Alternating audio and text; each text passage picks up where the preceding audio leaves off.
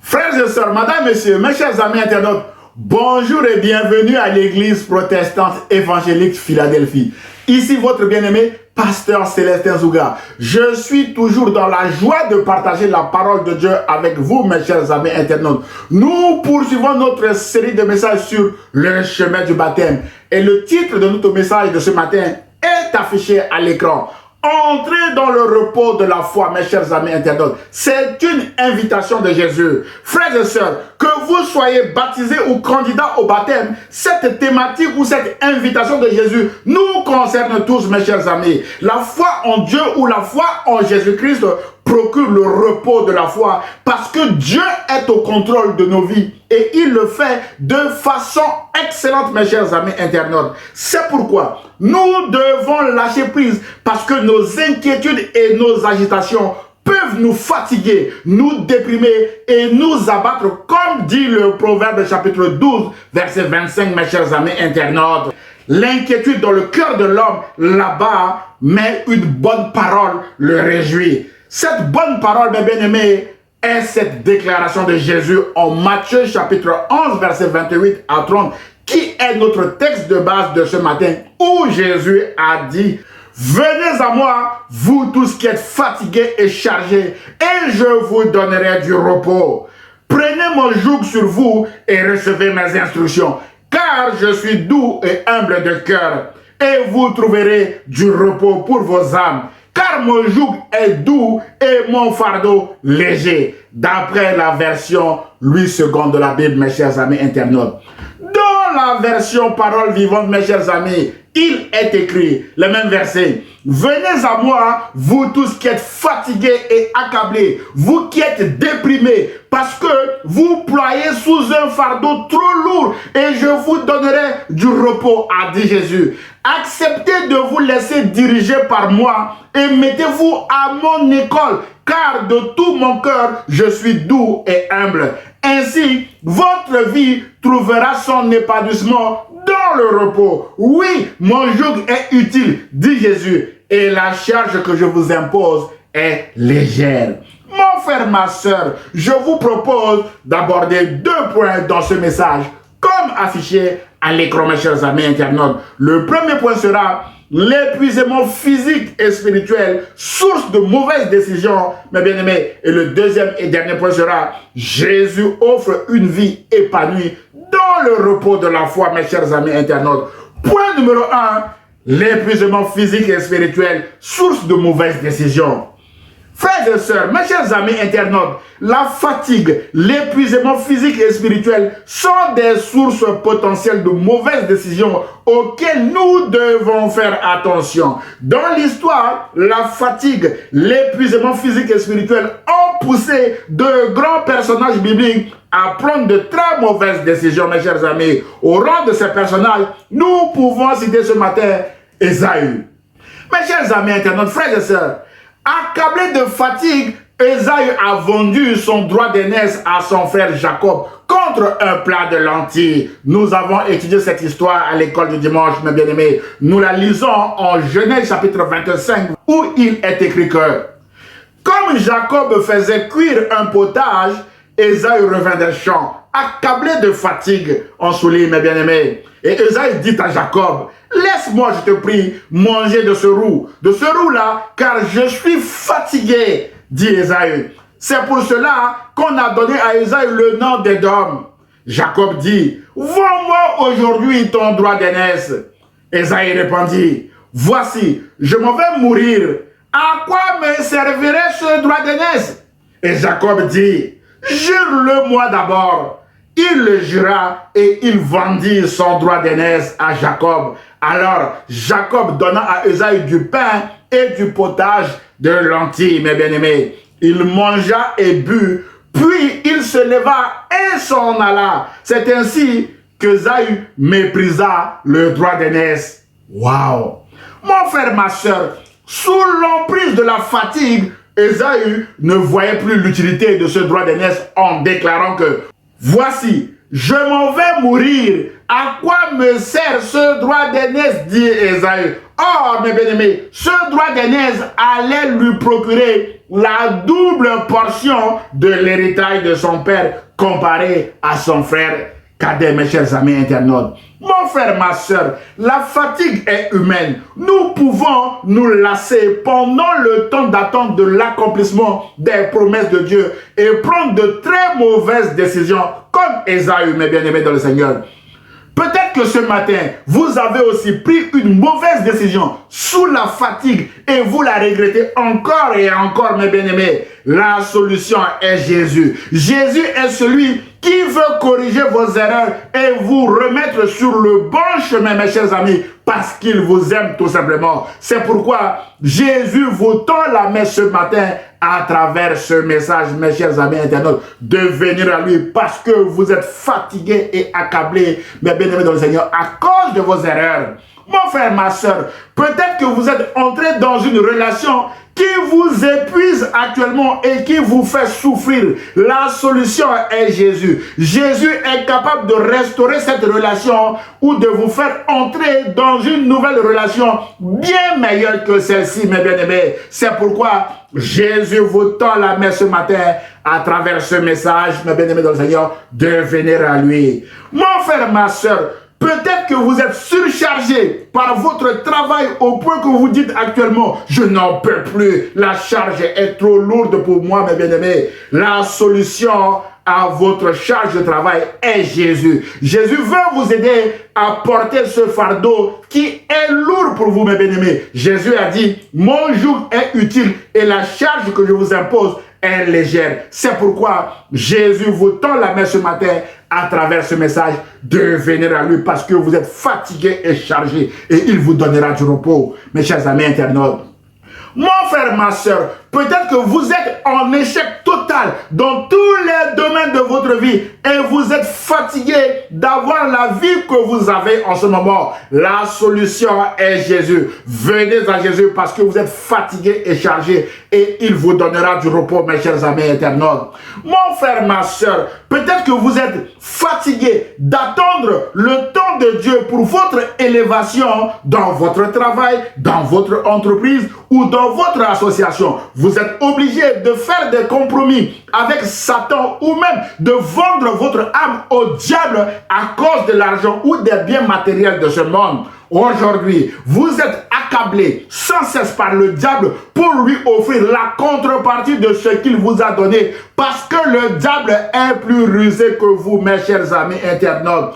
Pour cela, vous êtes fatigué et chargé, sans issue, et votre âme manque de paix et de repos, mes bien-aimés. La solution est Jésus, mes bien-aimés dans le Seigneur. Jésus a dit, venez à moi, vous tous qui êtes fatigués et chargés, et je vous donnerai du repos. Vous qui êtes déprimés, mes bien-aimés dans le Seigneur, venez à Jésus. Vous qui êtes accablés, venez à Jésus, et il vous donnera du repos. Mon frère, ma soeur, la Bible déclare en Ésaïe chapitre 40, verset 30 à 31 que les adolescents se fatiguent et se lassent et les jeunes hommes chancellent. Mais ceux qui se confient en l'Éternel renouvellent leur force.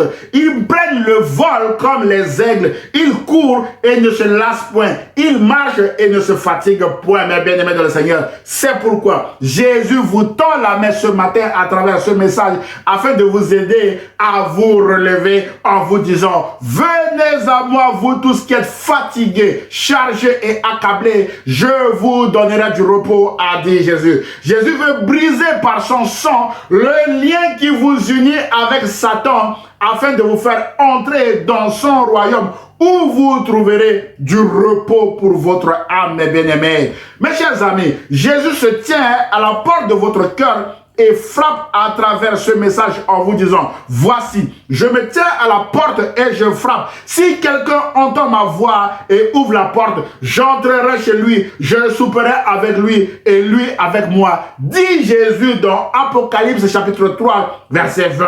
Mes bien-aimés, la clé de votre porte de sortie est entre vos mains, mes chers amis internautes. C'est à vous de décider aujourd'hui de rompre l'alliance qui vous lie à Satan et de vous placer immédiatement, maintenant même, sous la protection de Jésus en répondant favorablement à son appel, mes bien-aimés dans le Seigneur. Mes chers amis, la Bible déclare que là où le péché abonde, la grâce de Dieu surabonde. Ce matin, Jésus vous fait grâce à travers ce message en vous invitant de venir à lui parce que vous êtes fatigué et chargé, pourchassé jour et nuit par le diable. Venez, Jésus va vous donner le repos de la foi, mes chers amis internautes.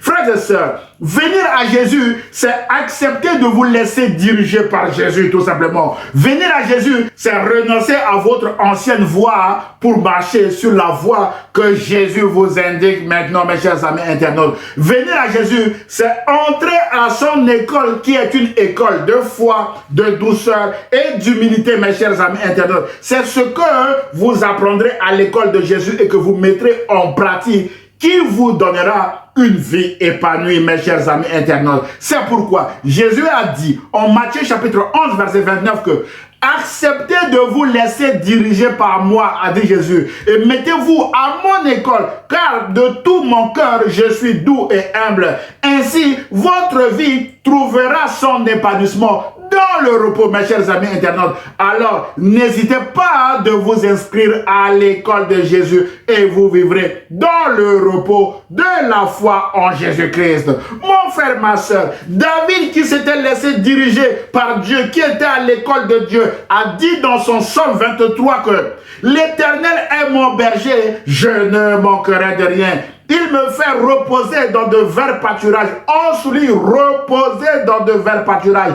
Il me dirige près des eaux paisibles. Il restaure mon âme. Il me conduit dans les sentiers de la justice. Pourquoi? David dit, à cause de son nom. À cause de son nom, mes bien-aimés dans le Seigneur. Ainsi, mon frère, ma soeur, l'école de Jésus est une école de grâce, mes bien-aimés. C'est-à-dire que Jésus nous conduit à son Père qui accomplit des choses dans nos vies à cause de son nom, mes bien-aimés, sans aucun mérite de notre part, ce qui nous encourage à nous inscrire à l'école de Jésus afin d'avoir le repos de notre âme et une vie épanouie, mes bien-aimés dans le Seigneur, dans le repos de la foi, bien sûr, en Jésus-Christ.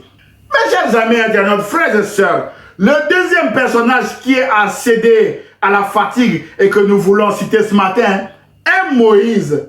La Bible fait mention de la fatigue de Moïse lors du combat opposant les Amalécites et les Israélites après leur sortie d'Égypte en Exode chapitre 17 versets 8 à 16 où il est écrit que les Amalécites vinrent attaquer Israël à Réphidim.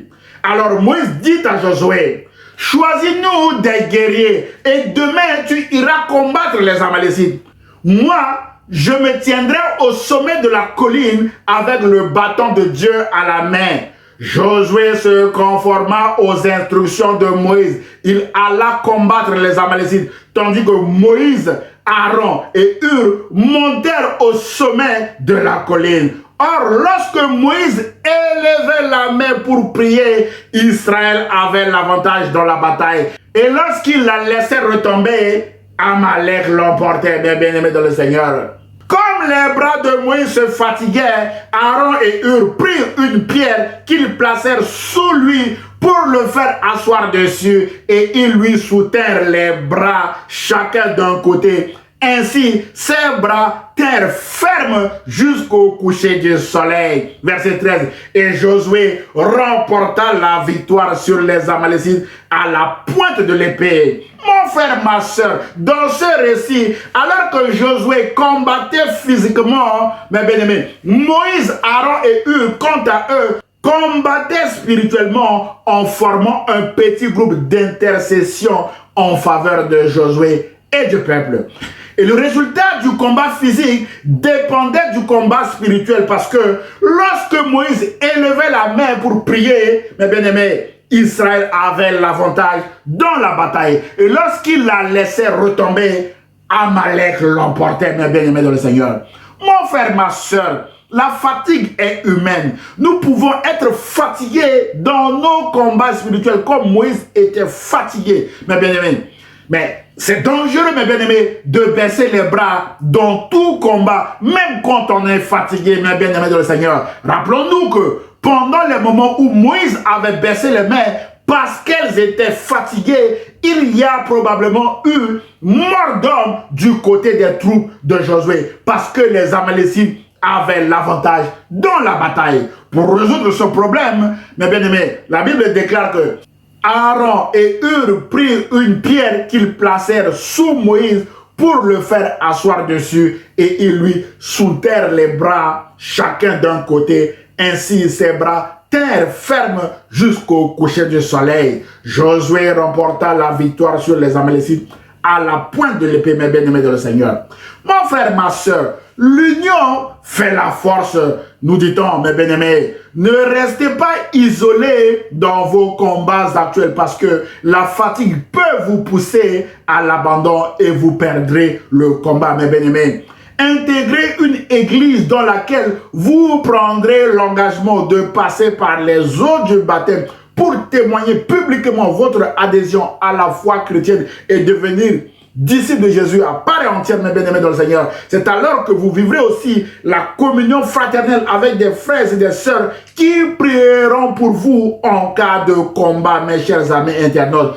Mon frère, ma sœur, dans le récit que nous venons de voir, Moïse, Aaron et Hur ont fait la force de Josué et du peuple, mes chers amis internautes. Après la victoire, le temps de repos était arrivé et la Bible déclare en Exode chapitre 17, verset 15 que Moïse érigea un autel qu'il appela Adonai Nissi, qui veut dire le Seigneur est ma bannière, mes chers amis internautes. Mon frère, ma soeur, ici, après la victoire, Moïse, Aaron et les autres ont donné un nom au Seigneur, Adonai Nissi, qui veut dire le Seigneur est ma bannière. J'ose espérer que après votre victoire, vous donnerez également un nom au Seigneur Jésus, mes bien-aimés dans le Seigneur. Mon frère, ma soeur, Jésus est aussi notre bannière. C'est ce que nous allons voir maintenant dans le deuxième et dernier point de ce message. Point numéro 2, Jésus offre une vie épanouie dans le repos de la foi. Mes chers amis internautes, frères et sœurs, par ses enseignements et ses actions, Jésus a appris à ses disciples à entrer dans le repos de la foi en plaçant leur foi en Dieu et en lui-même, Jésus-Christ. C'est alors qu'ils pourront avoir une vie épanouie et vivre dans le repos de la foi. L'Écriture est remplie de cas pratiques du repos de la foi en Jésus-Christ et en Dieu, mes chers amis internautes. Ce matin, je vous propose un cas pratique dans Marc chapitre 11, verset 12 à 14, où il est écrit que le lendemain, après qu'ils furent sortis de Béthanie, Jésus eut faim. Apercevant de loin un figuier qui avait des feuilles, il alla voir s'il trouverait quelque chose. Et s'en étant approché, il ne trouva que des feuilles, car ce n'était pas la saison des figues. Prenant alors la parole, il lui dit que jamais personne ne mange de ton fruit. Et ses disciples l'entendèrent. Waouh! Mon frère, ma soeur, dans ce récit, tout commence par une parole de Jésus adressée à ce figuier hors saison des figues. Ce n'était pas la saison des figues, mais Jésus a maudit ce figuier hors saison de figues, mes bien-aimés dans le Seigneur, parce qu'il n'avait trouvé rien à manger sur ce figuier. Pourquoi Jésus a-t-il agi de la sorte?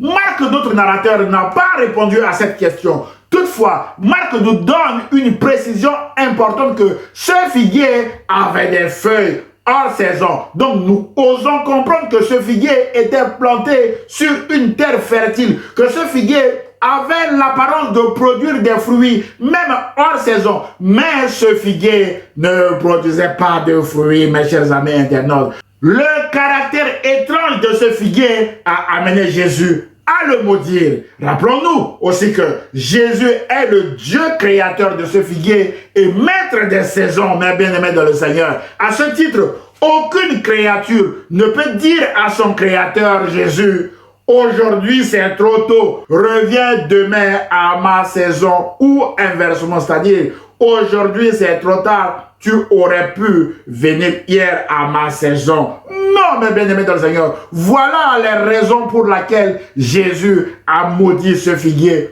hors saison, mes bien-aimés dans le Seigneur. Mon frère, ma soeur, Jésus est le maître des saisons. Je ne sais pas quelle saison vous êtes en train de traverser, mes bien-aimés. Il y a des saisons de la vie où tout va bien, mes bien-aimés, et nous portons beaucoup de fruits. Si tel est votre cas, rendez grâce au Seigneur. En revanche, il y a des saisons de la vie où rien ne marche du tout et nous ne portons pas de fruits, mes chers amis. Si tel est votre cas, la solution est Jésus, parce que Jésus veut que nous portions du fruit, quelles que soient les saisons de notre vie, mes chers amis internautes. Mon frère, ma soeur, une parole de Jésus suffira pour changer votre saison, car Jésus est le maître des saisons, mes bien-aimés dans le Seigneur. Nous venons de le dire. Jésus a dit, demeurez en moi et je demeurerai en vous. Celui qui demeure en moi et en qui je demeure porte beaucoup de fruits, car sans moi, vous ne pouvez rien faire.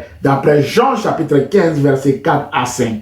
Mon frère, ma soeur, sans Jésus, nous ne pouvons pas apporter de fruits. Sans Jésus, nous ne pouvons pas entrer dans le repos de la foi. Jésus est Dieu. Et la Bible déclare que Dieu est celui qui dit et la chose arrive, qui ordonne et elle existe. D'après Somme 33, verset 9. Jésus, mes bien-aimés, a ordonné que jamais personne ne mange du fruit de ce figuier. La question de ce matin est, qu'est-ce que Jésus a dit dans votre cas, mes bien-aimés dans le Seigneur? Qu'est-ce que Jésus a dit dans votre situation actuelle, mon frère, ma soeur? C'est la parole de Jésus qui vous fera entrer dans le repos de la foi, mes bien-aimés. La Bible déclare en Romains chapitre 10, verset 17 que la foi vient de ce qu'on entend. Et ce qu'on entend vient de la parole de Dieu. C'est pourquoi, dans bien de situations de notre vie, nous devons demander une parole de Jésus qui deviendra le socle de notre foi, mes bien-aimés. C'est cet enseignement que Jésus a donné à ses disciples à travers ce figuier, mes bien-aimés. Mon frère, ma soeur, alors que pour Jésus, l'affaire de ce figuier est terminée, Jésus était dans le repos de la foi. Pierre va encore l'interpeller le lendemain au sujet de ce figuier, mes bien-aimés. La Bible déclare en Marc chapitre 11, verset 20 à 26 que le matin, en passant, les disciples virent le figuier séché jusqu'aux racines. Un seul mot de Jésus a suffi, mes bien-aimés, pour sécher ce figuier. Et Jésus était dans le repos de la foi et non ses disciples. Au verset 21, il est écrit que Pierre, se rappelant ce qui s'était passé, dit à Jésus, « Rabbi, regarde le figuier que tu as maudit à sécher. » Jésus prit la parole et leur dit, « Ayez foi en Dieu.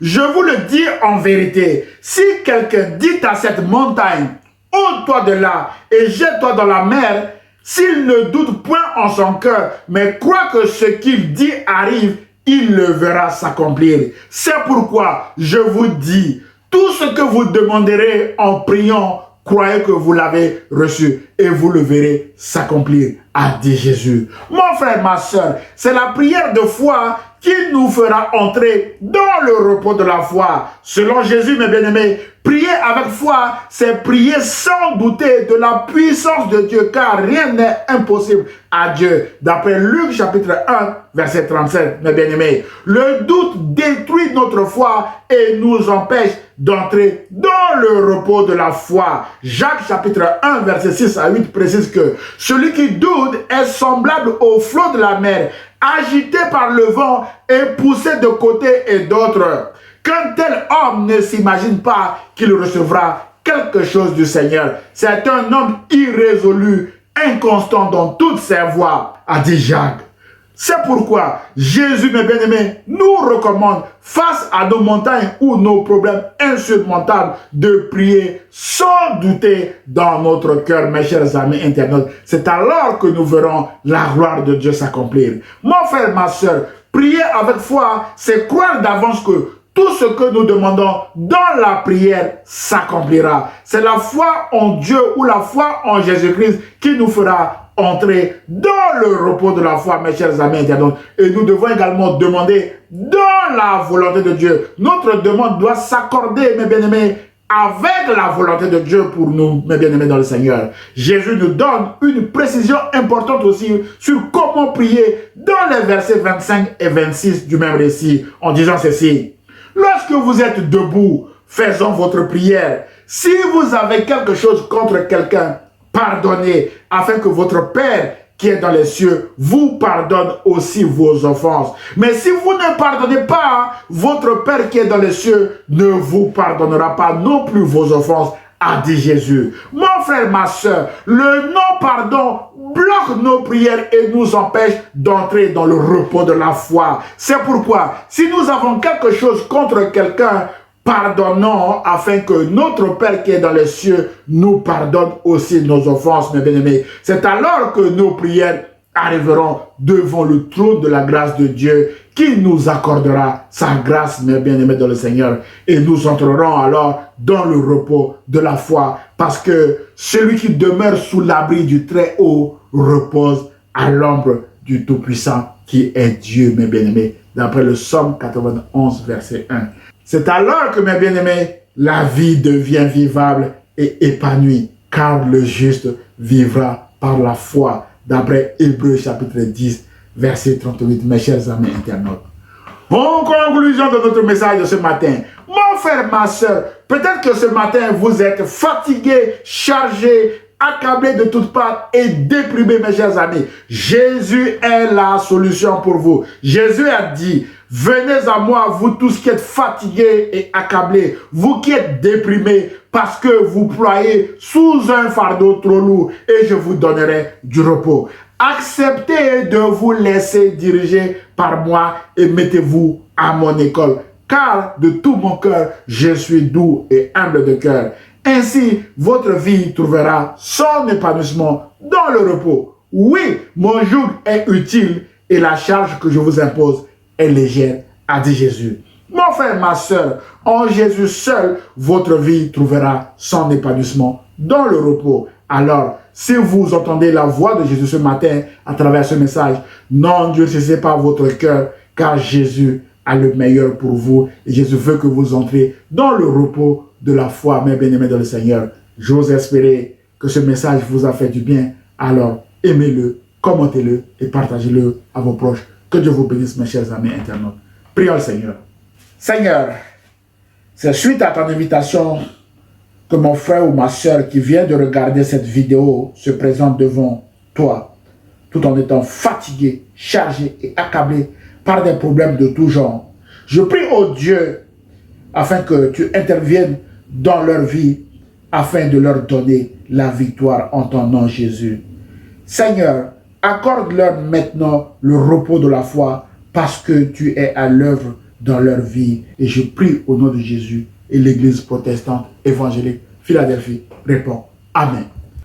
Frères et sœurs, mes chers amis internautes, si vous avez aimé le message, merci de le liker et de le partager à vos proches. Vous pouvez également m'envoyer un mail d'encouragement, vos sujets de prière, voire même des questions ou remarques sur le message à église-philadelphie 78500@gmail.com. J'aurai le plaisir de vous répondre. N'hésitez pas de vous abonner à notre chaîne YouTube ou à notre page Facebook afin de recevoir des alertes sur nos prochains messages.